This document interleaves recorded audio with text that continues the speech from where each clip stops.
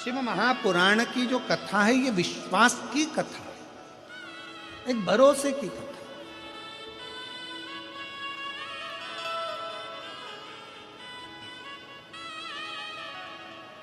आप जितना जितना भरोसे के साथ शिव महापुराण की कथा को श्रवण कर रहे हो, कितना 2 क्षण मात्र देवराज नाम के ब्राह्मण ने केवल 2 क्षण की शिवपुराण की कथा सुनी थी, केवल 2 क्षण। ब्राह्मण कुल में जन्मा था, ब्राह्मण के घर में जन्मा था, पर ब्राह्मण कर्म नहीं कर पाया था देवराज।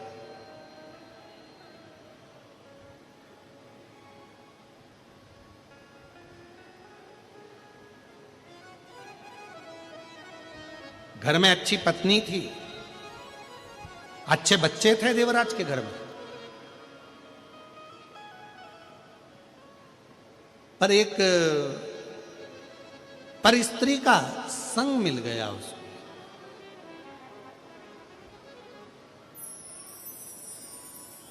और एक पर स्त्री का संग मिला तो उस स्त्री ने देवराज से कह दिया, रानी के गले में जो हार पड़ा रहता है, रानी के गले में जो हार पड़ा हुआ है वो हार मुझे चाहिए। ये देवराज से उस पर स्त्री ने कह दिया।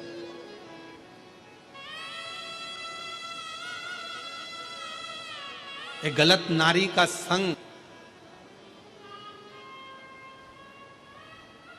व्यक्ति की जिंदगी तो बर्बाद करता ही करता है, पर साथ में उसके अपनी पत्नी और अपने बच्चों को रोने के लिए भी छोड़ देता है।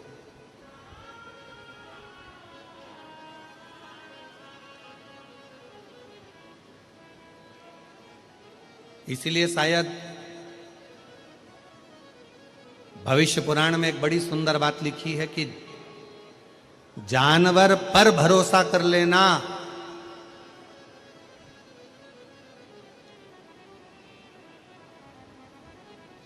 सांप के जहरीले दांत निकाल लिए जाएं तो सांप पर भरोसा कर लेना,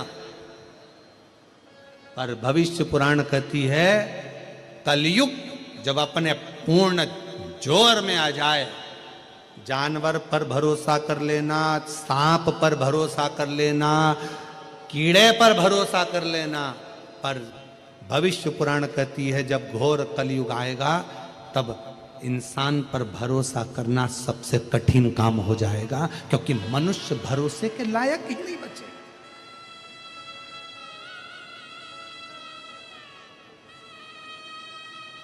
भरोसे के लायक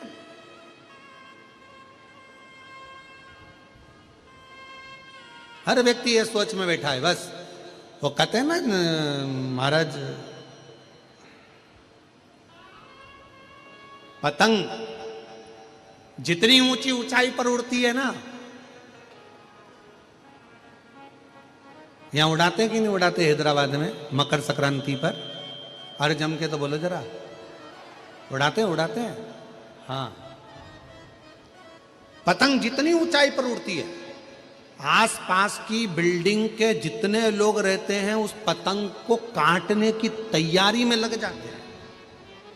पतंग जितनी ऊंची रहेगी उसको काटने वालों की संख्या उतनी ज्यादा रहेगी। उसी तरह मनुष्य जितनी ऊंचाइयों पर बढ़ता चले जाएगा उसको काटने वाले भी तैयारी में बैठे रहते हैं कि कैसे काटना है, कैसे काटना।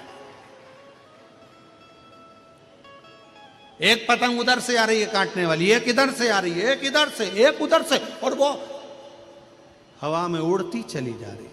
और भोले मैं तेरी पतंग, शंभू मैं तेरी पतंग, हवा बिच उड़ती जावागी। पर आस पास की बिल्डिंग वालों को यह नहीं मालूम है कि पतंग किसके हाथ में है।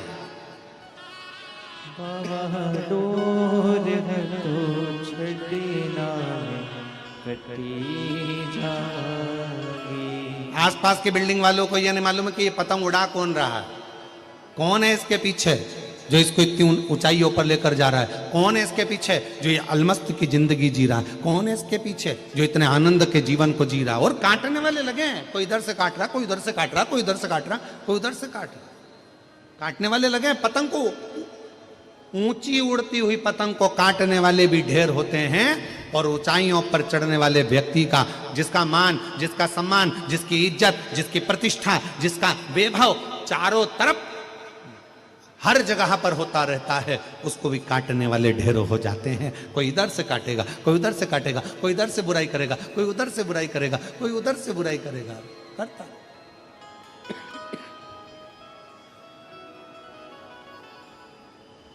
और भोले मैं तेरी शंभू मैं तेरी हवा विच उड़ती जावांगी, बाबा डोर तो छड़ी नाम कटी जावांगी। शंभू मैं तेरी। शिव कथा कर रही है, भगवान शंकर का चरित्र कर रहा है। देवराज नाम का ब्राह्मण अच्छी संगत में था, परिवार भी अच्छा था, पत्नी भी अच्छी थी, बच्चे भी अच्छे थे, पर एक ऐसी परिस्त्री मिल गई जिसने बच्चों से भी दूर कर दिया, पत्नी से भी दूर कर दिया, माता पिता से भी दूर कर दिया, रिश्ते नातों से भी दूर कर दिया। उसने उस परिस्त्री ने, ना जाने उस स्त्री ने किस तरह से उस देवराज को अपना बना लिया। अब देवराज से कहती कि मुझे ये ला कर दो, देवराज वो ला कर देता। देवराज मुझे ये ला कर दो, वो ला कर देता। देवराज रानी के गले में जो हार पड़ा है वो मुझे ला कर दो, तो देवराज चोरी करने चले गया, और चोरी कर कर देवराज रानी के गले का हार लेकर आ रहा था। पीछे दूत लगे हुए थे राजा के। चोरी का धन लेकर कहाँ जाए? एक शंकर के मंदिर में चला गया। बहुत शरीर में ताप हो रहा था, बुखार पड़ रहा था, बहुत धूज रहा था, उसका शरीर कंपन हो रहा था, और शरीर में ठंड लगने के कारण वो शिव के मंदिर में पहुंच गया, शंकर के मंदिर।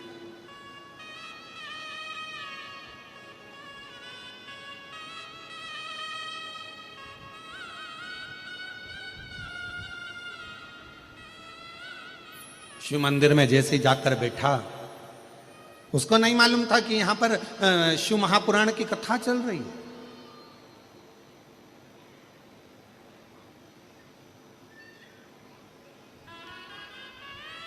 आज जब पहले दिन की कथा हो जाएगी ना, आप लोग यहां से जाते जाते अपना एक सेल्फी लोगे,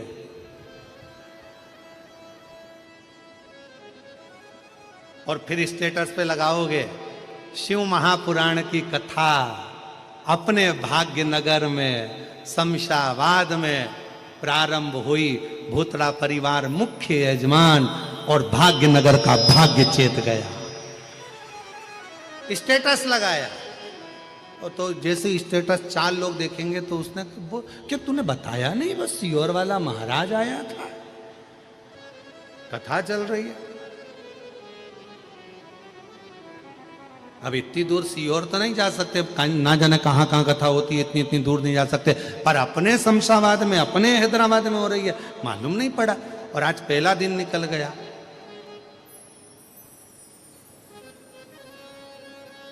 अब जितनी बेचैनी तुमको कथा में आने की रहेगी ना, और जिसने तुम्हारा स्टेटस देखा वो दुगनी बेचैनी उसको हो जाएगी। कल जाना है मुझे, कल पहुंचना है मुझे, कल पहुंचना।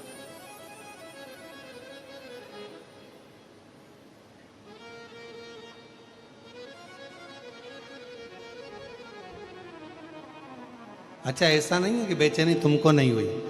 जिस दिन से तुम लोगों ने सुना होगा ना कि हैदराबाद में कथा हो रही है ना, उस दिन से तैयारी चालू हो गई होगी तुम्हारी, पक्का है। तो एकदम तैयारियां। ये भूतड़ा परिवार तो अपनी तैयारी कर ही रहा था कथा की, पर उससे ज्यादा तैयारी तुम्हारी चल रही होगी। और ऐसा जितने हैदराबाद के